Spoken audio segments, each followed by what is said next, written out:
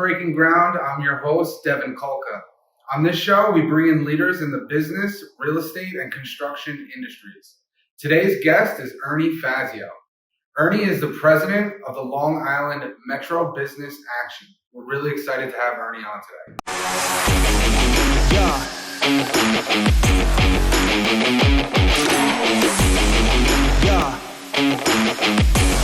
So we're here with Ernie Fazio today. Ernie, you are president and I think, is it founder of LIMBA? No. I'm not the founder. Actually, it has an interesting history. What happened was a bunch of ad hoc, very powerful people on Long Island were pissed off about the building of a road down Fire Island. Okay. And they did something about it. One of them was Irving Like. Did you remember him? No. The Murray Barbash, Paul Townsend. Okay. And a number of really powerful guys. And they went down to Washington, and they couldn't stop Moses because nobody could stop Moses in New York. So the Congress made Fire Island a national seashore. Okay. So he had no jurisdiction anymore. Wow. And then they just said, well, what are we going to do? Now we got a bunch of guys together. Why don't we're going to make a group out of it. We'll put a name on it. And I think that's kind of a similar story with my father when he started the HIA. He made a group to make some noise to make sure that the power got turned on in the industrial park faster. And they created the civic group, and it became the HIA, which is one of the largest business groups on Long Island. So it's funny how things start like that. Yeah. But for the watchers that don't know LIMBA, Long Island Metro Business Action. It used to be Long Island Mid-Suffolk Business Action, but because when I took over, I said Mid-Suffolk doesn't really fit because we were involved with the RPA in New York City, and we were coordinating things. And I said it's better name would be, and we don't have to change the name of the letters. It's still LIMBA, Long Island Metro Business Action, instead of Mid-Suffolk Business Action. And what's the organization's mission? The mission is to bring to attention to certain needs of the region. In other words, we might talk about, we might have, let's say, Mark Herbst in to talk about infrastructure, or we might have the president of PSE&G to talk about how they're fleshing out the system so that it's more robust. Not as robust as it should be, but we'll do things like that. I love that you actually bring up PSEG because we just got over a big storm and a lot of people are out of power. I had mine turn on last Sunday. It just went out again last night. I see other states and other regions that have power lines under the ground, and we continue to keep them above ground. Do you think that's something we'll ever? I've been an advocate of that since forever because it makes more sense. It's cheaper to put in a pole and run an aerial line than it is to do it underground. Up front, it might be cheaper, but on the back end, it can't be. At least I think maintenance-wise, it has to be cheaper to go underground. Over time, you're right. Okay. All right. First of all, you have to understand how you put cables underground. You don't dig a trench and drop a cable. You dig a big trench, you put a 9 or 12, unit conduit in there with all these slots. It looks like, it looks like a board game, the cross section. And they're clay tiles, and they have to be aligned properly.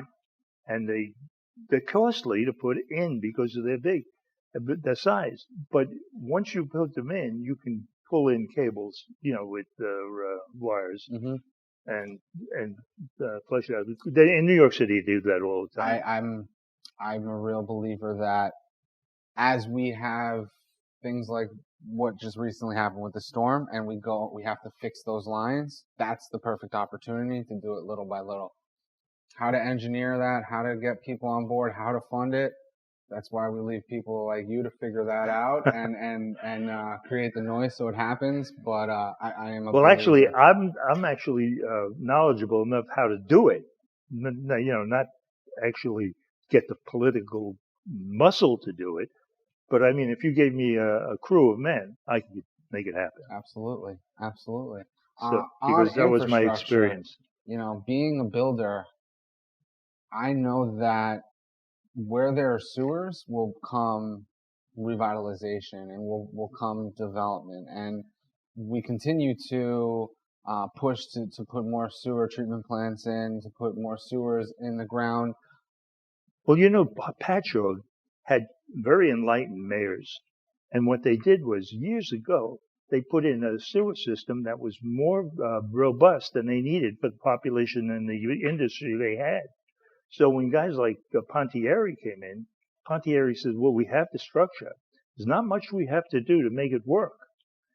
And they did. And so, you know, when you have people looking into the future and planning for the future, you have good results. And Paul Pontieri is the first one to admit that he was given a gift and he was able to build out Patchogue the way he did. He would never have been able to do it without that. Absolutely. And Mayor Pontieri He's a very forward guy. Very forward guy, and he is the case study. And now you look at what Patchogue has become today because of the sewers, because of Mayor Pontieri, because of developers such as TriTech who believed in the area. You know, we're using that as a case study for other places on Long Island, such as, you know, Lindenhurst or Wyandanch, and we need more sewers. The more the easier it is for developers to build, the more people can build, and we can revitalize areas. Well, the sewers, well, we both agree they're essential, but they're essential for reasons of good ecology. The reason why we have these blooms, these algae blooms, is because this effluent is getting into the water, and if you don't contain that and treat it, you're going to just have that limitation. So I'm a Smithtown kid, born and raised Smithtown. We've been talking about getting sewers down in Smithtown and St. James for many, many years now. You think it's going to happen? Well, I think it is going to happen, actually. Pat Vecchio, who was a friend of mine, I love the man, he was a good person. He didn't want to spend money. And it was short-sighted. And one of the things you learn about making things better, you do spend money. And you have to spend money.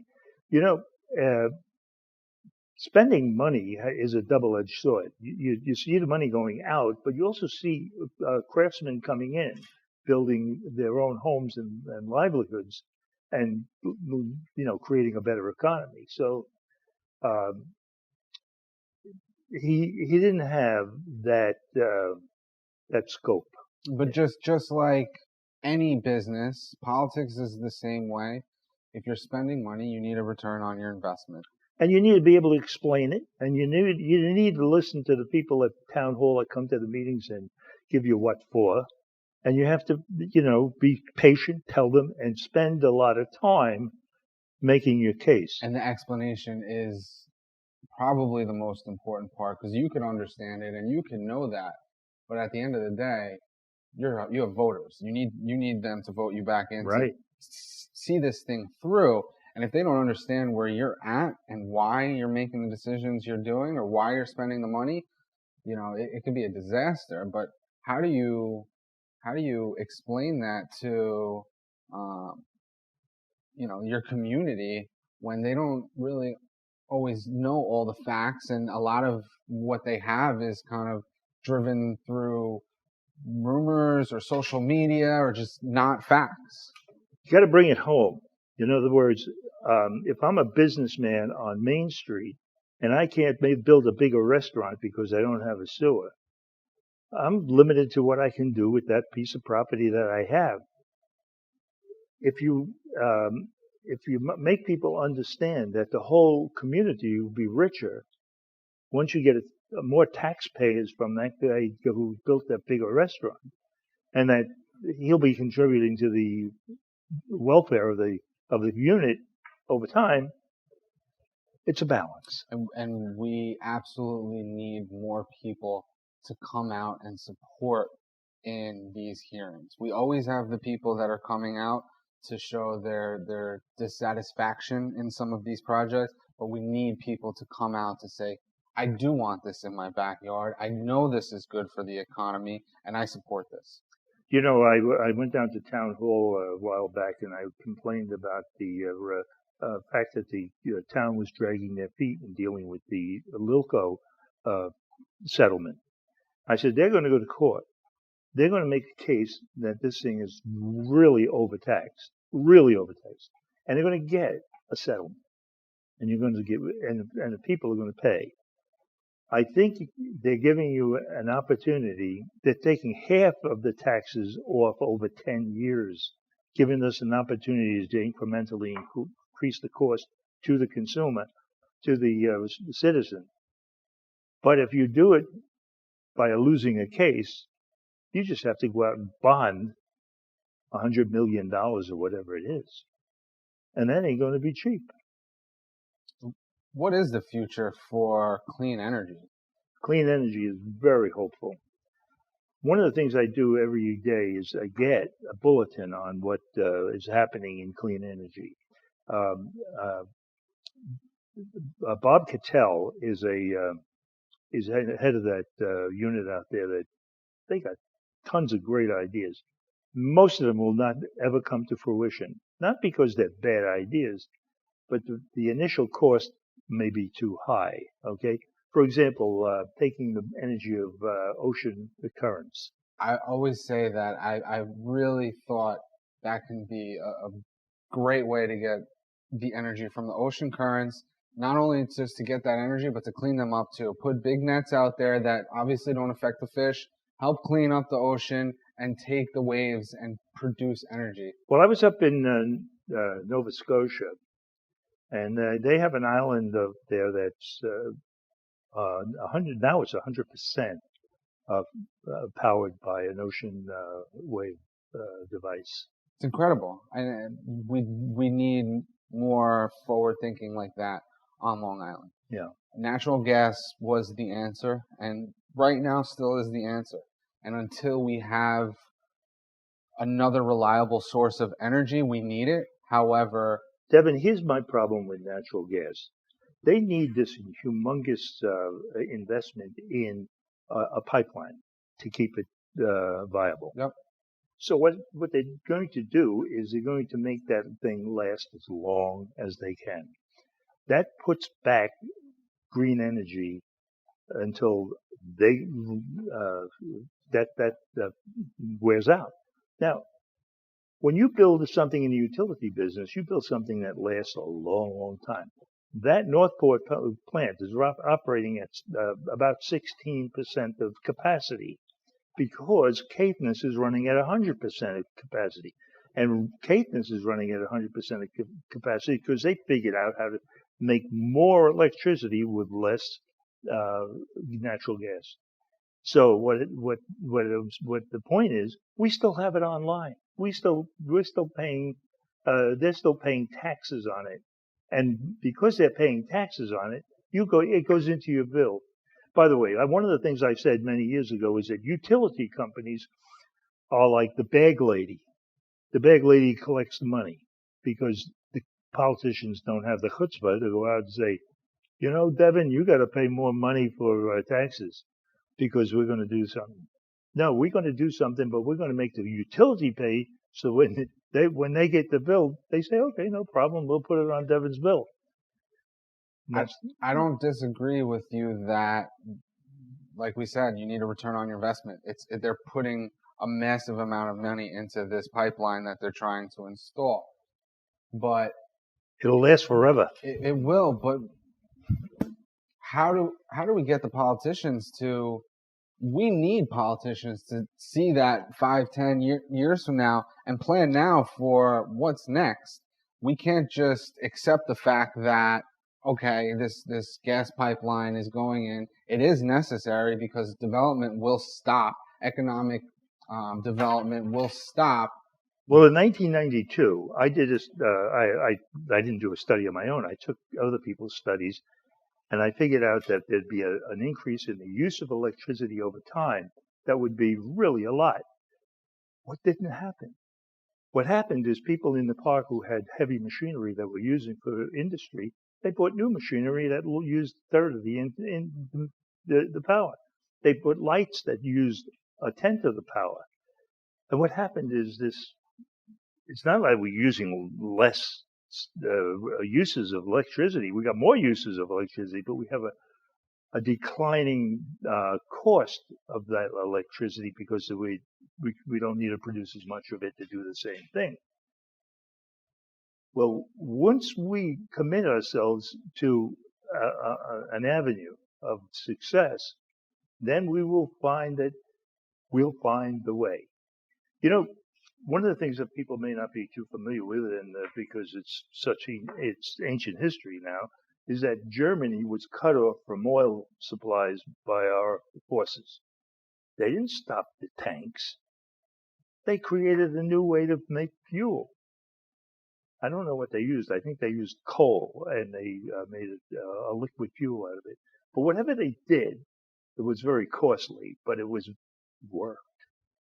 So obviously, the politics behind it, people need to get on the same page. I feel like on the federal level, obviously, we're so divided on so many standpoints. I think on the local level, it's a lot better, where people do work together to get things done. How do we